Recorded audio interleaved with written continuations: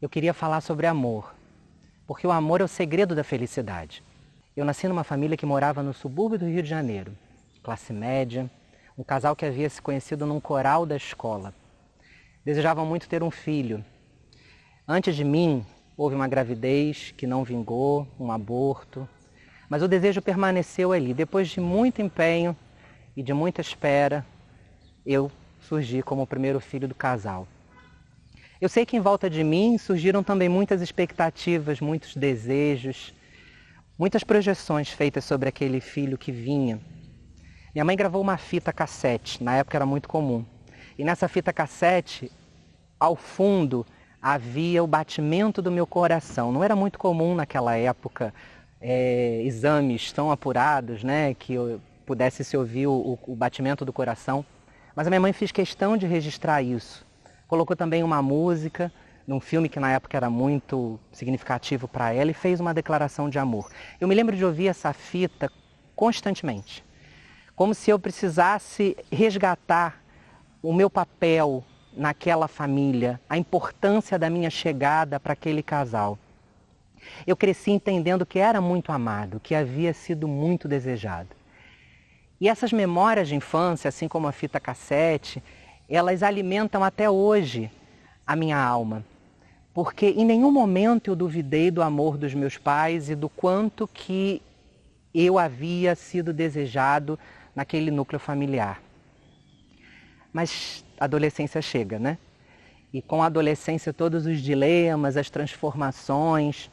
E aí aquela criança com vitalidade, com impetuosidade, com criatividade, começa a se tornar uma criança questionadora, começa a se tornar uma criança que percebe que não é uma extensão dos pais, que tem vontades, que tem interesses. E muitas vezes essa criança demonstra questões que não são muito dentro do que os pais esperavam, e não foi diferente comigo. Na adolescência eu percebi que talvez eu não fosse o filho que meus pais desejavam ter. Eu não era exatamente como eles pensavam que eu era, mas eu guardava isso em segredo. Eu pensava assim, Deus sabe de tudo. Ele é onisciente, onipresente, mas meus pais não precisam saber o que está passando no meu coração. Eles não precisam saber o que está passando na minha mente. E tudo que eu tenho que fazer é orar e afastar de mim toda tendência ruim, para que qualquer tipo de condenação ao inferno esteja distante de mim, que eu possa honrá-los e que eu possa continuar num caminho que seja para eles agradável, que eu possa ser um exemplo na sociedade, tudo mais, que fosse bom para que eles ficassem felizes comigo. E foi muito difícil, porque naquele momento eu decidi abrir mão de mim mesmo, em muitos aspectos. Eu não conseguia me adequar aos padrões de masculinidade ao meu redor. Ainda na adolescência, eu vivi situações bem complicadas, que não são muito diferentes de muitos homens gays. O patrulhamento constante do comportamento, o patrulhamento constante dos nossos corpos, da nossa forma de ser, de agir. Senta direito, tira essa mão da cintura, fala grosso, homem não se comporta assim, olha a forma como você está se dirigindo ao outro, por que fica abraçando todo mundo? Mas precisa ser educado dessa forma? Deve ter sido criado por avó, né? Chora tanto, é fresquinho. Você ouvir isso constantemente e se preocupar com a forma como você come, que você anda, que você se relaciona, que você se dirige às pessoas, é adoecedor. E aí você vai para a escola, na escola, como eu vivi, né? Você ouve xingamentos, às vezes os próprios professores dentro de sala de aula ridicularizam você por alguma coisa. Você pode sair da escola e ser perseguido no caminho, isso aconteceu várias vezes comigo. Ameaças de agressão, ligaram para minha casa fazendo ameaças também, determinando que eu não fosse à escola no dia seguinte, senão ia apanhar e faltava aula. Mas meus pais não sabiam de metade disso. Porque em casa o tabu era tamanho, a dificuldade de falar sobre isso. Como é que eu ia explicar que eu estava sendo perseguido na escola? Como é que eu ia explicar que eu estava sendo ameaçado? Eu não tinha um ambiente em casa que fosse favorável a falar sobre mim. Em determinado momento, minha família decidiu que ia me colocar na terapia, porque eu estava muito introspectivo, muito calado, e eu nunca fui assim, sempre fui uma pessoa muito aberta, muito expansiva. Contrataram uma psicóloga que tentou uma terapia de reversão. E o que ela contribuiu foi para me afundar ainda mais, como se fosse possível corrigir com terapia algo que é tão intrínseco a um ser humano. Nossa família era uma família terrivelmente católica. Uma família que frequentava a missa todos os domingos, que frequentava grupos de oração durante a semana, catequese. Eu vivia diuturnamente imerso numa cultura que me dizia que os meus interesses, os meus desejos me conduziriam ao inferno. Eu precisava sublimar os meus desejos para garantir ser merecedor de afeto, respeito, admiração. Eu entendia dessa forma. Lá, com os meus 12, 13 anos de idade. Aos 14, na escola, numa atividade da escola, uma escola também religiosa, nós fomos convidados pela professora de ensino religioso a refletir sobre o que desejávamos para o futuro, que profissão gostaríamos de ter. E alguns colegas falaram que queriam ser astronauta, policial, médica, veterinária. Eu disse, eu quero ser pai. E as pessoas riram. Eu ouvi lá no fundo da sala, me lembro até hoje. Vai ser difícil. Para você ser pai, você precisa gostar de mulher.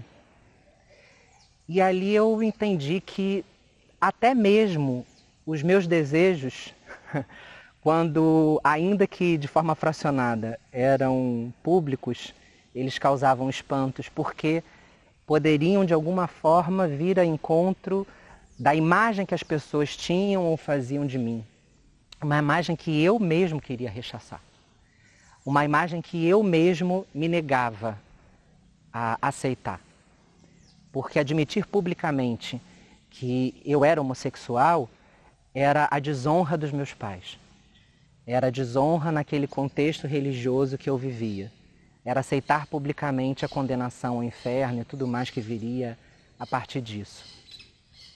Foi a fase mais difícil. A partir dos 14 anos eu digo que foi a Idade Média, a minha idade de trevas, porque eu me afundei em retiros de oração, em rituais de cura, até sessões de exorcismo numa determinada igreja aqui no centro da cidade. Eu busquei para tentar me libertar desse mal que me acompanhava. Em meio a tudo isso, eu me esforçava por uma aparência pública de heterossexualidade, me envolvendo em alguns namoros. E assim eu carreguei a minha vida, digo carreguei de propósito, porque foi desse jeito, carreguei a minha vida até os 20 e poucos anos. Quando já na faculdade, com a maturidade, convivendo com outras pessoas e circulando em outros espaços que não somente os espaços religiosos, eu comecei a perceber que aquelas pessoas gays, lésbicas, que eu detestava, porque não queria admitir também em mim, eram pessoas do bem. Pessoas que estavam ali na faculdade comigo, pessoas que conviviam numa boa, pessoas extremamente funcionais, que eu tinha prazer de dividir o espaço. Eu comecei a perceber que talvez eu pudesse também ser feliz. E estava noivo na época de uma menina e terminei esse noivado. Foi muito doloroso para ela e para mim também. Terminei admitindo para ela a minha homossexualidade e foi a primeira vez que eu consegui fazer isso publicamente para alguém. E a partir dali eu me permiti dar vazão aos meus desejos. Foi muito lento, doloroso, progressivo, mas depois de 4 meses eu conheci o cara que viria a ser meu primeiro namorado, meu marido e pai do meu filho. Ao lado dessa pessoa eu consegui dar os primeiros passos na concretização daqueles sonhos da adolescência que eu pensava terem sido encerrados, terem sido enterrados.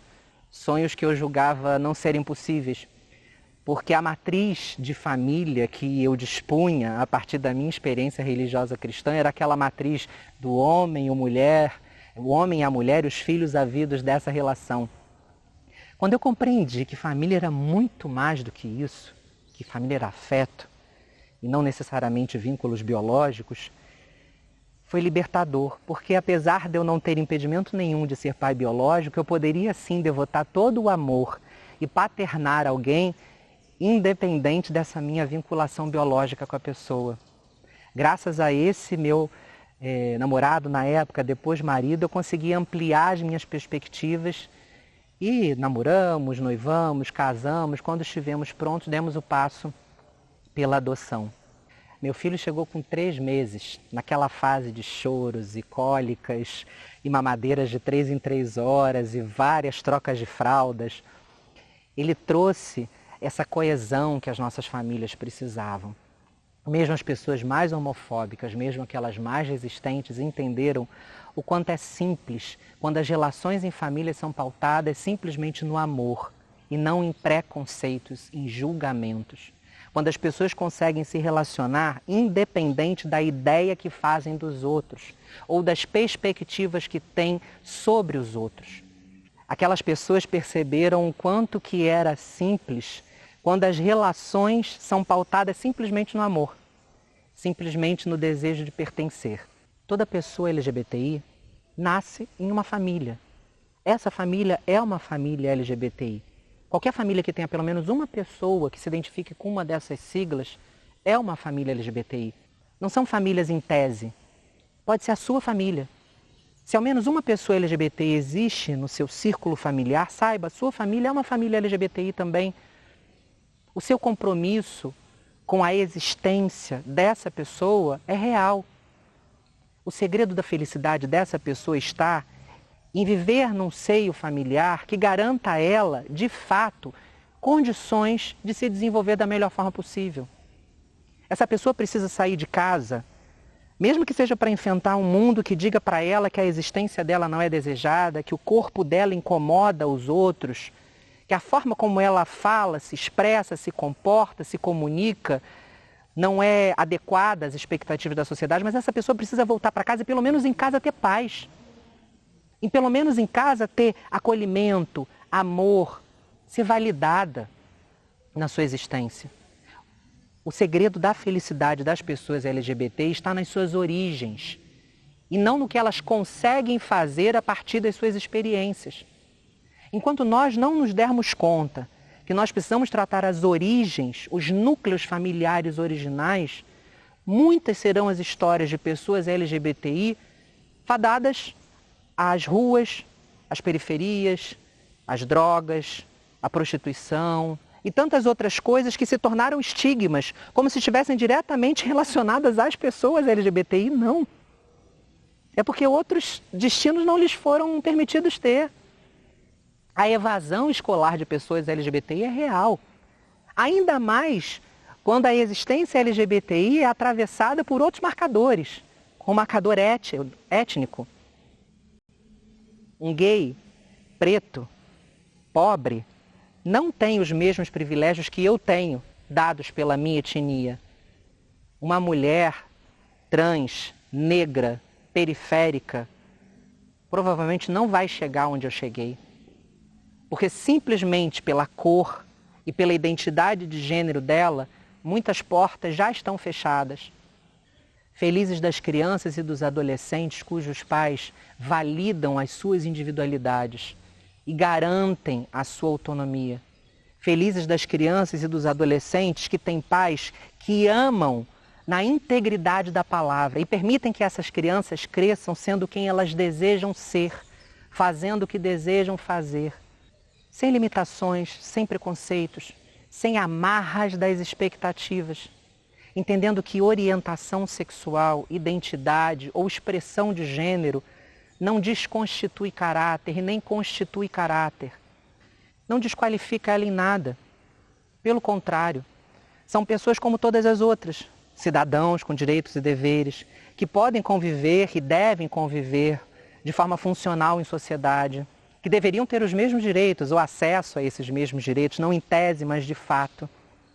Não insista em permanecer em lugares que não validam a plenitude da sua existência.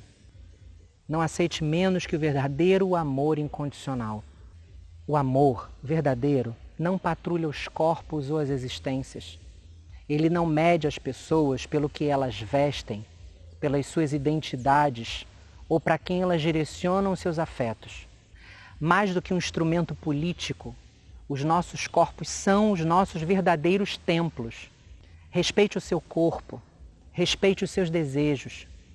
Permita que a sua existência flua no ritmo das batidas do seu coração. Permita que sua existência pulse sentimentos e afetos, sem medo de ser feliz. E, acima de tudo, escolha o amor, porque o amor verdadeiro liberta e fortalece.